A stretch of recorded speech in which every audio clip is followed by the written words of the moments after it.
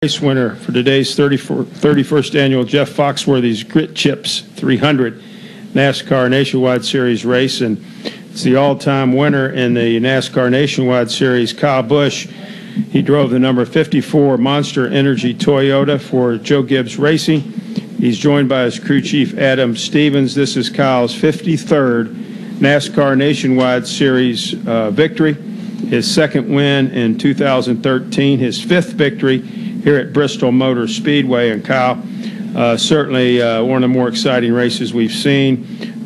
You just showed the type of racer you are, and certainly held off quite a charge there at the end by the 32 car. But congratulations on today's win. Yeah, thanks. I appreciate it, Kerry. It was a handful out there for sure. You know, there towards the end of the race, just battling with with the 33 car first and trying to work him over in traffic and everything. And once I got by him, I thought, well, this might be okay. And then he stuck right with me. You know, he was just as fast as we were, if not maybe a little bit faster. But we were a little bit smarter through traffic, so that played out well in our hands. And then the last 20 laps, 28 laps, whatever it was certainly gut-wrenching. You're up on the wheel trying to drive as fast as you can, as hard as you can, and you're right on the verge of that concrete that's ground.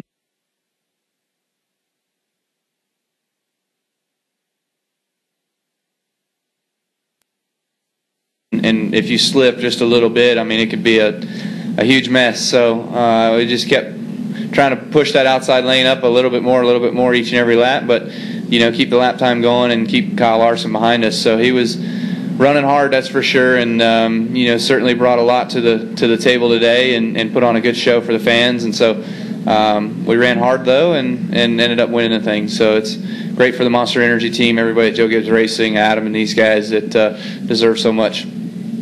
And Adam, talk about today's race, maybe even some of the things that you guys did since practice yesterday, maybe to help get the car better. Yeah, well, the weekend started off well. We unloaded strong. It's the same car that we brought back here or raced here last year. It's got a number of wins on it. Felt like it was kind of going our way there for a while, and started P2 strong, and it just started getting away from us, and we were a little bit disappointed with how we ended. The speed wasn't terrible, but the balance, we weren't really happy with it. And we made some changes coming into the race and just had a terrible qualifying effort. So it left us a little bit unsure going into the race. I think we all kept level heads, though, and knew that the race is kind of a clean slate as far as track conditions. And the race started off well. He was able to make some hay there early and get up through the field. Felt like we were the car to beat the first half of the race, and I think the second stop, my adjustment didn't help it. And then it was up to Kyle. I felt like he had not as good a car as what he was racing out there, and it was up to him to make up the difference, and he was able to do that. Take questions now for Kyle or Adam. We'll start right here with Jenna. Jennifer, AP Kyle, I have two questions. Kyle Larson said that you went to the bottom. He thought maybe to block a slide job and that you left him enough room on the top. What was your thinking there and how you played that out?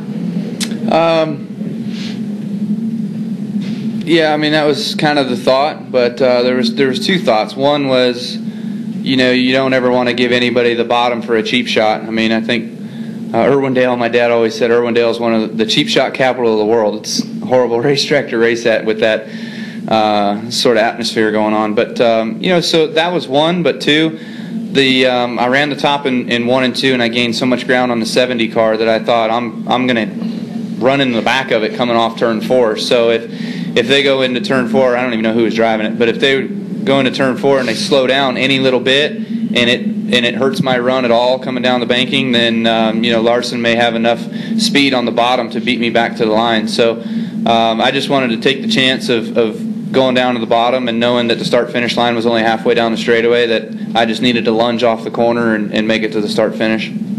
And my second question is, after last year when you couldn't buy a break and you couldn't get a win, now you've got 2 wins in 4 races. You feel like you've turned the corner and now maybe it's back to old Kyle and everything will come in bunches?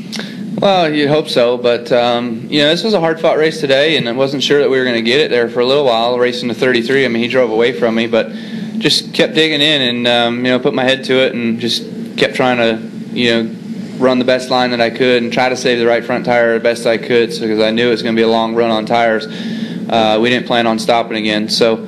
But as far as last year goes, there was plenty of opportunities to win that just didn't come. For whatever reason, it was just a terrible year, whether it's luck related or whatever. But this year, driving JGR cars on Saturday and on Sunday, I think that's a benefit. Of course, having JGR engines with Mark Cronquist in the Nationwide Series is great, and having Adam to work with as a crew chief, he's really good, and he's learned from a lot of good peers at Joe Gibbs Racing and under some good tutelage. So I think that it plays dividends into his hands and where he can go in the future too. Back here, Al. Yeah, Kyle, Al Pearson Auto Week. You say you were not going to make a late pit stop. Were you surprised when Harvick did, and did you then think either he's going to get blocked up in traffic or he's going to make a hard run at me? Were you worried at all about Harvick at the end? No, actually. Unfortunately, this is just the way this place is now, is you seem to build momentum on the top, and once you get going, it seems to be really hard to pass until you get to lap traffic. And for us, we didn't catch lap traffic until, 10 to go. So if it was a 28-lap run, heck, you waste 18 laps catching lap traffic because you're running the same speed as everybody else around you. So it's real tough to pit that late and to think that you're going to come back through. These tires have been notorious for firing back off after yellow flags at the same speed, if not faster than what we were running at the end of the runs, and so fresh tires, they don't mean a whole lot anymore. So it's just a product of sometimes. It was a great try, but he just showed everybody tomorrow not to try it. Up here, please, to Kenny, and then we'll go to the press box. Kenny Bruce, NASCAR.com. For Kyle, you kind of touched on this a little bit, but were you surprised that you didn't get in once you got out front, that you weren't able to drive away, or that Kevin didn't drive away from you on restarts? Because it always seemed like that second place guy was always able to get back. Yeah, he drove away from me a little bit there with about 100 to go. He got me by about half straightaway, and then we caught some traffic, and I sort of started chipping my way back at him and getting closer, and then I got stuck in lap traffic. He got away a little bit, and then I kind of got him back in lap traffic. It just, it's sort of an accordion effect through traffic there and picking your battles. But once we got to heavy traffic, then it was a race. We were battling back and forth, and I'd get on the bottom, and I'd get stuck behind a guy, and I'd have to give way, or he'd have to be on the top. And he actually forced it 3 wide a couple times, where I thought he would, but I was hoping he wouldn't. But we battled through it, and didn't tear up our stuff too much, so we were able to continue on. But that's just kind of what New Bristol is. And for Adam, you touched on your pit calls and everything today, but was it an especially difficult race to call, or do you get to a point in there when you've only got so many laps left, okay, these are the options that we've got, we know what new tires do versus what they don't do, and it becomes a little bit simpler? Yeah, well, we always have a plan coming into the race. We research that stuff pretty hard and feel like we understand it, but you can't predict when the cautions are going to fall, and that's when it starts to get a little hairy. We knew we only wanted to pit 2 times. When a couple guys took the opportunity to pit, before we opened up the last pit window, you get a little bit nervous, but you're just hoping that it goes long enough to get into the window where they'll think they need to put tires on it too. And it did. I felt like it would, but that doesn't mean that it's going to, Just lucky enough for us with what we had that it did play out the way we thought it would. Let's go to the press box. Questions, please. Kyle, this is Jeff Birchfield, Johnson City Press. You was talking there at the end, the decision to go low on the lap traffic. How tough a decision is that throughout the race, particularly today when you had guys who weren't just running the low line? You guys had some lap traffic in the high line, some in the middle grooves, and some in the low grooves.